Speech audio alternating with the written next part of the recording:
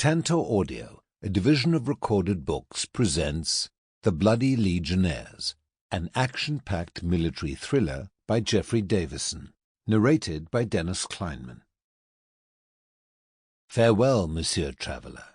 Look, you lisp and wear strange suits, disable all benefits of your own country, be out of love with your nativity, and almost chide God for making you that countenance you are.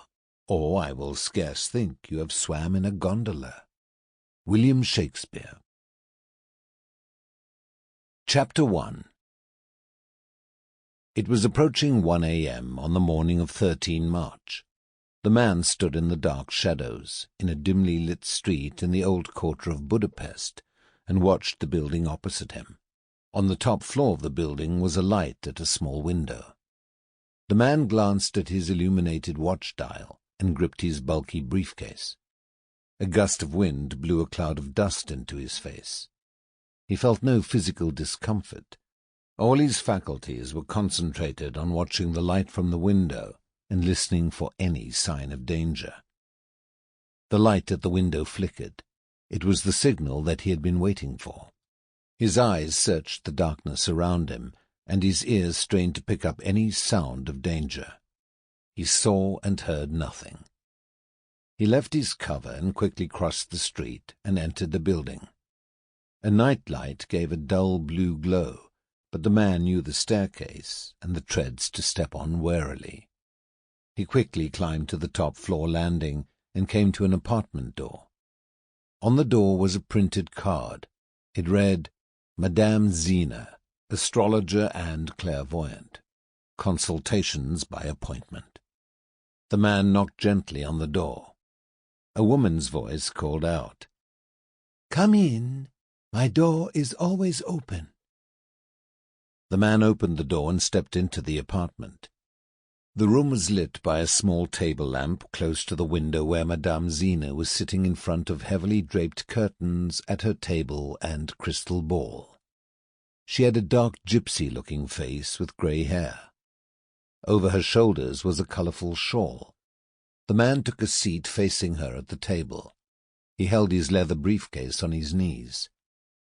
Madame Zina's dark brown, spidery fingers gripped her crystal ball. "There has been no change," she whispered. "The time is not right. The signs are not in your favor. The paths of two major planets are moving closer to each other. It is dangerous for any minor star to get too close to them. When their paths move away from each other again, then the time will be right. You must be patient." "It is too late," the man said. "It is too late." Madame Zina continued to stare into her crystal. "You must stay clear of the two planets. I had to move." There was desperation in the man's voice. "I had to. I will pay for my protection. I have made arrangements to leave the country. I need help." Madame Zina looked up from her crystal ball. She saw the urgency reflected in the man's eyes. "You must remain under cover," she whispered. "There are negotiations taking place. You must wait." She stopped abruptly. The still of the night had suddenly been shattered by a motor car. It had entered the street, and it was in a hurry. The man's eyes flashed nervously, and his cheek muscles went taut. He gripped his briefcase. There was a screeching of tires as the car came to an abrupt halt outside the apartment. The man instantly got to his feet. Madame Zina remained seated. "Behind the curtain is a bedroom. There is a window that opens onto the roof. There is a path over the roof. Take it." "Where do I go?" the man pleaded. "You must stay under cover until you can be protected. You must make for Zurich. I will contact Zurich. If they can help you, you will be informed. Otherwise, stay under cover. Use the local press. You know the codes?" "Yes." "Then go." The man needed no urging. He disappeared through the dark velvet curtains that screened the bedroom. Madame Zina remained seated at her table. She heard footsteps on the staircase getting closer. Suddenly her entrance door burst open and two men entered the room. They had revolvers in their hands.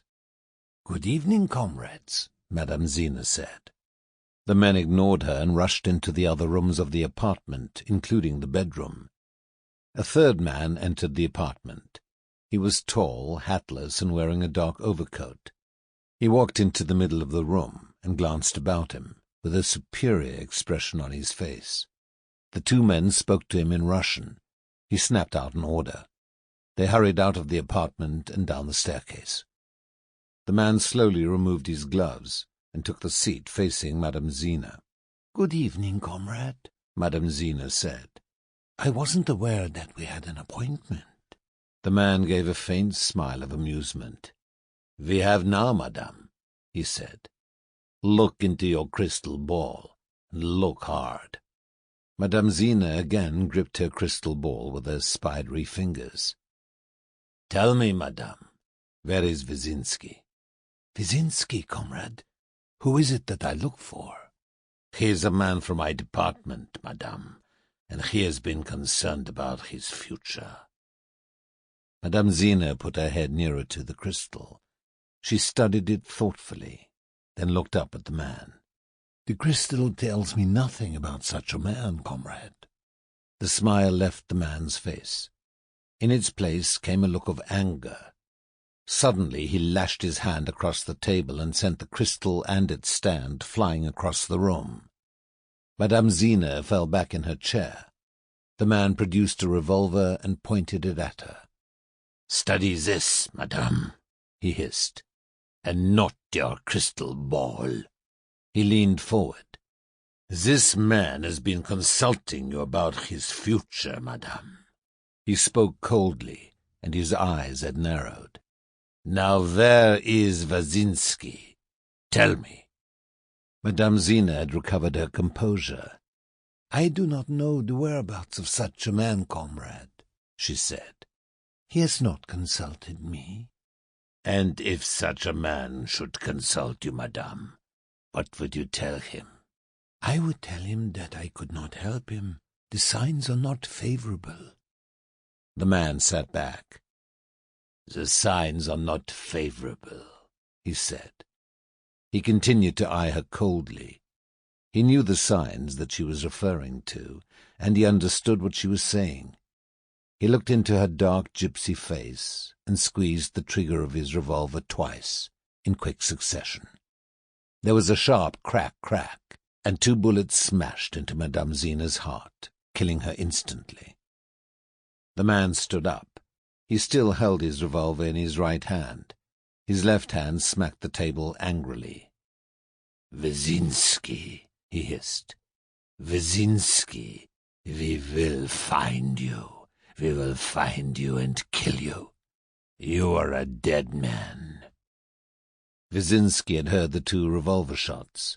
They had been faint but unmistakable, and they had sent a cold chill down his spine. He knew what had happened, and he knew what he was now up against. He was on his own, and there was no turning back. Chapter 2. Giuseppe Garibaldi Basito was the undisputed head of the Basito family of Naples. He was papa, grandpapa, uncle, brother, and cousin. His wife worshipped him. His sons admired and feared him. His daughter loved him, and his brothers, cousins, and half-cousins looked upon him as their leader, protector, and benefactor. Basito owned and ran an export and import business with connections that spread into the various cities of Europe. He also operated an undercover organization for providing his legitimate company with all the necessary cash that it ever needed. He had friends in many quarters. He also had enemies, but no one would dare betray him, and no one would ever dare to utter the word mafia. But it was always a thought. Basito was his own Caesar, and his family, his business, and his friends were his own mafia.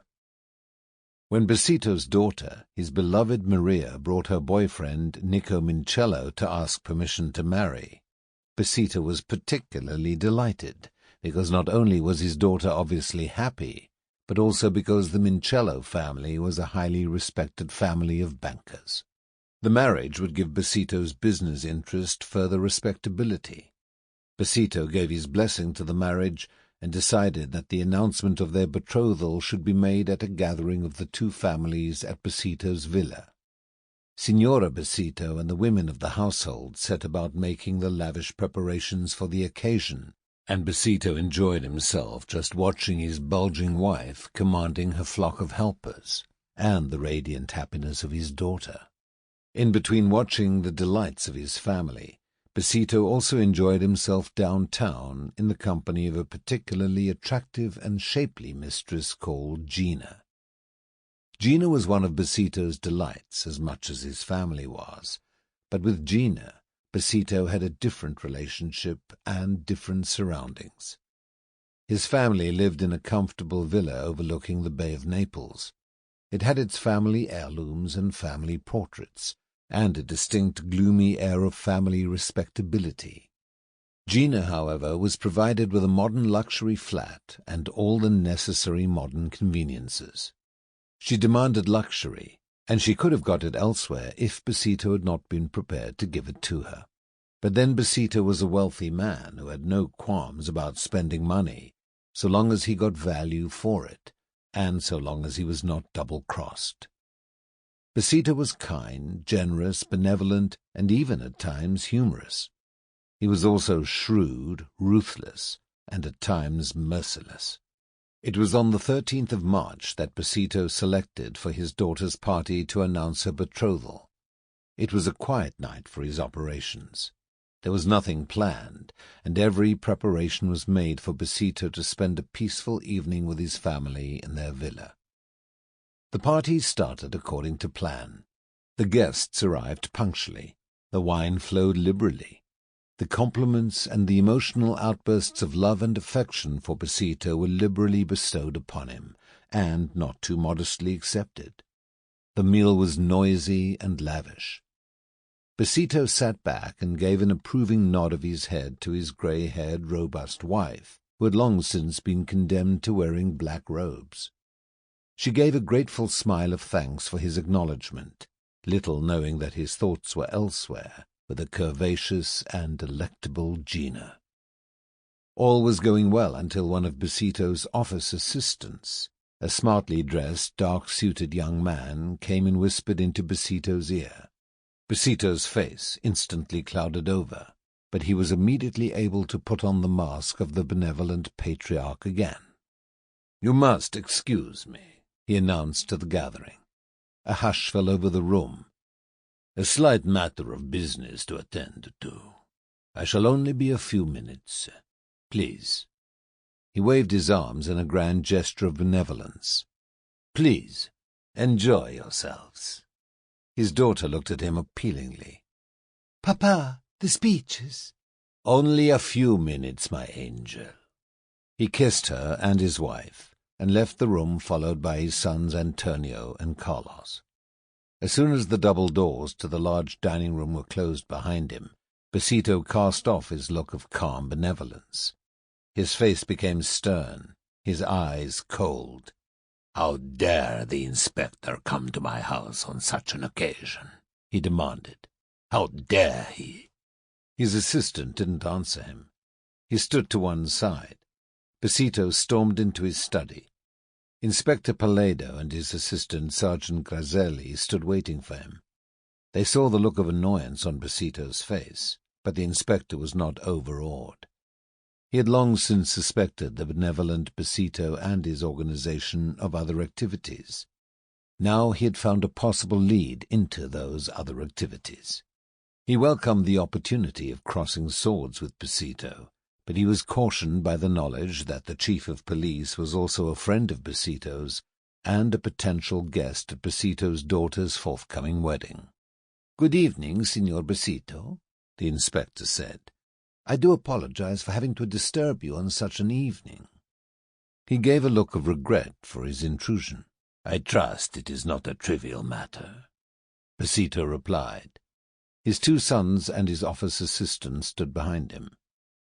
"That is for you to decide, Signor," the inspector replied. There has been a break-in at your office and warehouse. Basito's face turned to thunder. That somebody should dare to attempt to break into his warehouse. The guard was very observant, the inspector went on. In fact, he shot one of the men, dead. Basito had picked his guards carefully. The dead man. He was one of your employees, Benito Gaccini. I do believe he drove one of your vehicles. Basito knew Gaccini. He knew all his employees. Gaccini had been one of his couriers. He had been one of his drivers who had journeyed regularly into France and Switzerland. There can be no mistake, he hissed. Gaccini was one of the gang. He was. They wore stockings, of course, and did a very neat job. Except for the quick reaction of your guard, they would have all got away. He will be rewarded, Basito said, tight-lipped. How many others were there? Possibly 2 or 3. I think only 2. They will be found. We have naturally put out all the necessary alerts and warned the border authorities, but until we check further. Basito had not been thinking of the police finding the 2 robbers. He had been thinking of his own organization, his own men and his own links. His organization would find them, but they would not be brought back for punishment. They would not live. Basito looked up from his dark thoughts of revenge. What damage? What was taken? He demanded. It would appear that there is little damage to your property. Perhaps the guard interrupted them before they had time to, shall we say, help themselves. The inspector gave a faint smile. There were some explosives found. Obviously, they were intent on blowing the safes. It could be that they didn't find it necessary. Basito scowled. He was thinking of one of his safes in particular. Did the guard recognize anything about the other 2 men? Unfortunately not. They wore black stockings and black clothing. They were professionals. One was perhaps smaller and slimmer than the other, both fit men. Basito relaxed his features. Well, Inspector, it would appear that we have 1 dead, crooked employee, 2 accomplices on the run, and very little stolen or damaged. For that we must be thankful. Basito's sons and assistant relaxed their features. Papa Basito was smiling again. The inspector frowned. There is just one small matter, Signor, he said. Basito raised his eyebrows. There were some articles of jewelry found on Gaccini. Basito's guts turned hard and ice-cold. Did you have any jewelry in your safe? The inspector asked. Basito looked at the inspector, and the 2 men knew each other's thoughts. Basito had indeed been safeguarding some very special jewelry. Any jewelry I possess, Basito hissed, is in the bank vaults or in my wife's safe, not in my office. As I thought, the inspector lied. You see, it would appear that this jewelry, this small amount found on Gaccini, matches the description of some of the pieces that were stolen from the home of the Austrian Legionnaires, Contessa Vallejo, at la Villa della Rosa on Lake Maggiore 4 months ago. The total value of her missing jewelry was insured for 1,000 million lire. Naturally, both we, and I'm sure the insurance company, will be very interested. Basito's face looked black, and he felt pangs of fear that he had never felt before. The jewelry was a special shipment to the States that had been organized by a powerful syndicate in the States. Basito had only been brought in as a link in their chain. All the arrangements had been made to handle it, and the men who had made the arrangements were men who did not like being let down or double-crossed. They were men with underground connections that could rock the foundations of any government, never mind Basito's business and family. Basito could see that his own empire was in danger, but he controlled his feelings. "Inspector," he hissed, "I run a legitimate business, as your chief of police will vouch. You can search my business premises and warehouses at any time. I know nothing about the Contessa's jewellery, or the sidelines of my employees." He gave the inspector a softer look. "This is the night my daughter celebrates her betrothal. Please, Inspector." He opened his arms appealingly. "I do not like being upset on such a night." The inspector gave a look of understanding. "Signor, I appreciate your feelings. I offer you my humble apologies. It is most regrettable that I have had to disturb you. A policeman's lot is not a pleasant one. I shall be most grateful if you will continue with your inquiries elsewhere or at another time, Inspector." The inspector had the faintest suspicion that Besito's remark was intended as a promise of a reward. He saw the look on Besito's face, and knew that it was either a promise of a reward or of retribution. Either way, the inspector was not influenced. He had a foot in Besito's door, something that he had been trying to do for a long time. He would be back to open the door wider. "Good night, Signor," he said politely, "and my congratulations and good wishes to Signor Michelo. He's certainly marrying into a remarkable family." Besito nodded his head and gave a wave of the hand.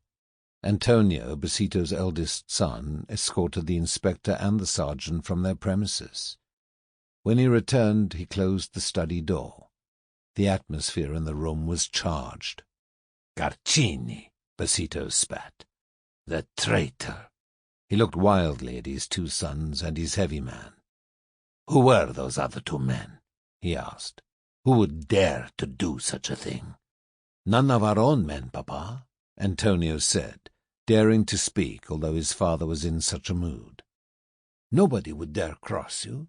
Garcini must have made contacts when he travelled abroad." Besito let fling a string of oaths that damned Garcini's soul to hell and his two accomplices to a fate worse than death. Then his shrewd, calculating brain began to tick again. "Spread the word around," he ordered. "Get the men scurrying into every gutter and corner of Naples. Contact Rome, Milan, Genoa, Zurich, Marseille. Spread the net far and wide. Spend money. Offer large rewards. Wherever they are, they will not escape." He snapped out a further string of orders on how to deal with the local police inquiries and the functions of his office. His two sons immediately set about implementing his orders. Besito and his bodyguard returned to the festivities. "Papa!" Maria exclaimed. "You have been so long." "Oh, my Maria!" Besito embraced his daughter. "Come," he called out. "More wine. We must celebrate." Inspector Paledo and the sergeant drove back to the police headquarters. "Besito was upset," the sergeant warned. "Yes, wasn't he? It is going to be very interesting." "Interesting?" the sergeant asked. "There are going to be so many people looking for those two men. Police, insurance detectives, and Besito's men. I almost feel sorry for them. After all, they have not committed a crime against the state in its truest sense, only against Besito. You think Besito's organization stole that jewelry? They are linked with whoever did." They drove in silence until they reached the police station. "I wonder who will find those two men first?" the sergeant asked as they entered the building. "I only hope it is not Besito's men," the inspector replied, "for their sake." Chapter 3. For Lieutenant Simon Ducan, March 13th began with all the signs of another ordinary, routine day at his desk in the Russian section of the Department of Military Intelligence. Even at the end of the day, in the evening, if he had reflected on the day, he would have agreed with the original signs, with the possible exception of an interview with a Monsieur Marcel Pouget of the Department of Service de Documentation et de Contre-Espionnage, an interview that had been abruptly cut short by a telephone call to Monsieur Pouget, both of which were to later make that day a day of great significance for Simon Ducan. Ducan had given the interview a certain amount of thought. It had made him curious. It had also amused him, but he had cast it aside as another example of the bureaucracy that had enveloped him and was strangling the real work that he had hoped to achieve. So, to Simon Ducan, March 13th had just been another one of those boring days that he had come to expect since being commissioned into the army. Ducan had been encouraged to join the army by the trustees of his family's affairs, who had thought it time that the young adventurer had his wings clipped and set upon a career that would both serve France and Ducan. It had been suggested that the Department of Military Intelligence would be an ideal posting for him. He had the necessary qualifications. He could speak several languages fluently, and in particular Russian, which he had learned from his family, who were of Russian descent. The first Ducan had been a Russian émigré called Kanvinsky, who had fled to Paris in the early part of the 19th century. He had been the son of a wealthy Russian banker in Moscow, but had fallen foul of the establishment because of his liberal politics, and had been forced to flee the country. In Paris, Kanvinsky had set up business as a banker, supported by his family still in Moscow. He had married the daughter of another Russian émigré, who had changed their family name to Dupré. Kanvinsky followed suit and adopted the name of Ducan. Subsequent generations of the family had dropped the hyphen from their name, but did not forget their Russian heritage or knowledge of the Russian language, which had been passed on from father to son. The first Ducan had become a successful banker, and following generations had either been bankers or traders. Simon Ducan belonged to the branch of the family that had developed trading interests. His grandfather had set up and developed a thriving trading station in Djibouti, French Somaliland, providing the French colony with many of the essential luxuries from France that helped to make life in the colony more bearable. Simon Ducan had been born in Djibouti and had been brought up in the colony with intermittent periods in France. He had not achieved any academic successes in his studies in either France or Djibouti, nor did he achieve any success in business, where he had shown no interest in the family's trading interests. Instead, he had travelled widely all over the world. When the trustees had suggested a career in the army, Ducan had agreed. He had been attracted to the suggestion of a posting in military intelligence. The thought had sparked off his imagination with the promise of a career of unusual interest and the opportunity to show initiative and originality. He had been badly mistaken. At Saint-Cyr, the officer training academy, he had suffered the boredom of a regular routine which, coupled with the discipline, had offended his natural desire for freedom. He had clashed with the system and with the traditional thinking of the military academics. He had endured, but his results and reports had been varied. However, he had been accepted for the posting to military intelligence headquarters in Paris on a temporary basis. It was just as well, because the nature of his confidential reports would have made it difficult for him to have found a posting to one of the more select regiments, and a posting to some minor role would have soon resulted in him resigning his commission. Ducan had joined the staff of Colonel Joubert in Paris, and had set about his work with enthusiasm. But slowly his enthusiasm was being drained out of him. He found himself at a desk in a small office with a constant supply of papers in his in-tray for translation. Occasionally he was given a glimpse of another world linked with his work in the department. Twice he had been asked to accompany Colonel Joubert, head of the department, to a state function. One had been given at the Polish embassy, and the other had been at a reception given by the French government to a visiting delegation from Hungary. On both occasions, Ducan's role had been that of translator, which he had performed with enthusiasm, and he had been complimented by the colonel. There had also been vague suggestions that perhaps Ducan had a lot to offer the service. What Ducan was not aware of was that the very slow process of vetting, watching, and checking back was taking place all the time that Ducan was serving his period of apprenticeship. There was a future for Ducan, but the French government and the French intelligence service had to be 100% sure of him. The job of checking out Ducan's past and loyalty had come to the... Sample complete. Ready to continue?